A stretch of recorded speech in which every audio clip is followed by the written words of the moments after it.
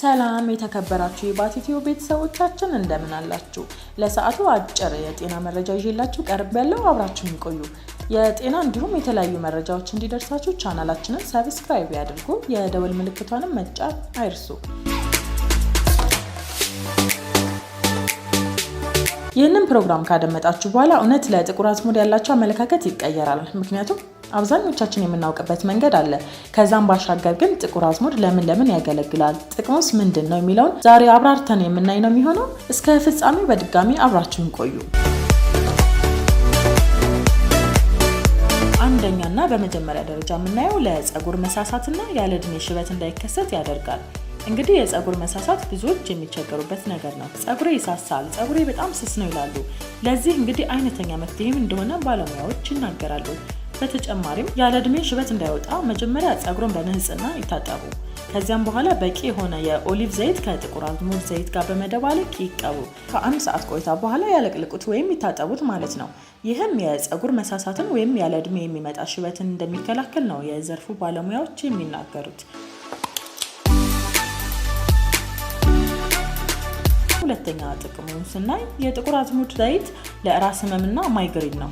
ይህ ብዙዎች የሚቸገሩበት ህመም ነው። በተለይ ማይግሪን ይሄ ጭንቅላትን ከፍሎ በጣም የሚያሳብድ በሽታ ነው። ይህንንም ለመከላከል ጥቁር አዝሙድ አይነተኛ መፍትሄ እንደሆነ ይነገራል። ስለዚህ የራስ ምታት ወይም ማይግሪን ካለብን ወይም ካለቦ ከግንባሮ ግራ ክፍል ትንሽ ዝቅ ብለው የጥቁር አዝሙድ ዘይት መቀባት። ከዛም ለጥቂት ደቂቃዎች ይሹት። ጥቂት ጠብታዎችንም በአፍንጫው ቀዳዳና ጭንቅላቱ ላይ ያድርጉ። በቀን 2 ጊዜ ጥቂት የጥቁር አዝሙድ ፍሬና ማር ይብሉ የሚል ትዕዛዝ ነው የሚሰጠው። ይህን ካደረጉ እንግዲህ ለራስ ህመምና ለማይግሪን አይነተኛ መፍትሄ ነው ሲሉ ባለሙያዎች ይናገራሉ። ሌላኛው ሶስተኛው ጥቅሙ ለካንሰር እባጮች ነው። ለካንሰር እባጮች 1 የሾርባ ማንኪያ የጥቁር አዝሙድ ዘይት ከ1 የሻይ ማንኪያ ጋር የተፈጥሮ ማር ጋር በመደባለቅ ከቁርስ ግማሽ ሰዓት በፊት ይመገቡ። ይህንንም ለካንሰር እባጮች አይነተኛ መፍትሄ እንደሆነ ይነገራል። ሌላኛውና አራተኛው ብዙዎችን የሚያስቸግረው የስኳር በሽታ ነው። ለስኳር በሽታ መፍትሄ እንደሚሆን የሚነገርለት ይህ ዝነኛ ፍሬ ጥቁር አዝሙድ ነው።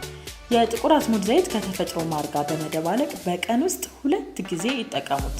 ካርቦሃይድሬት ያላቸው ምግቦች በመጨመር ስኳርን በማቆም የአመጋገብ ለውጥ ያድርጉ። ይህንን ካደረጉ ለስኳር በሽታ አይነተኛ መፍትሄ ነው ሲሉ ባለሙያዎች ይናገራሉ።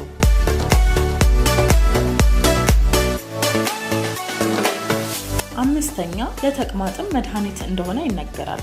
1 የሻይ ማንኪያ የጥቁር አዝሙድ ዘይት ከ1 ኩባያ እርጎ ጋር በመደባለቅ ቢያንስ በቀን 2 ጊዜ ይጠቀሙት። ለተቅማጥ ፍቱን መፍትሄ ነው። ወደ 6ኛ ጥቅሙ ስናልፍ ለደረቅ ሳል አይነተኛ መፍትሄ ነው። ግማሽ የሻይ ማንኪያ የጥቁር አዝሙድ ዘይት ከቡና ጋር በመደባለቅ ቢያንስ በቀን 2 ጊዜ ይጠቀሙት።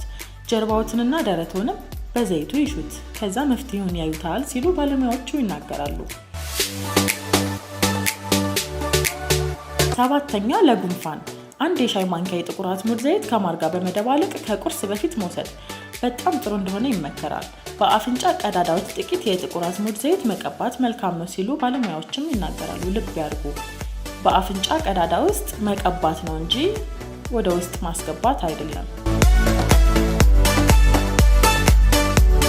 8ኛ ጥቅሙ ስናልፍ ለጡንቻ ህመም 1 የሻይ ማንኪያ የጥቁር አዝሙድ ዘይት ከማር ጋር በመደባለቅ በቀን ለ3 ጊዜ መውሰድ። የቅልጥም መረቅ በየቀኑ መጠጣት፣ የቻሉትን ያህል ዘቢብ በየቀኑ መመገብ፣ እነዚህ ነገሮች ለጡንቻ እጅግ መልካም እንደሆኑ ባለሙያዎች አብራርተው ይገልጻሉ ማለት ነው።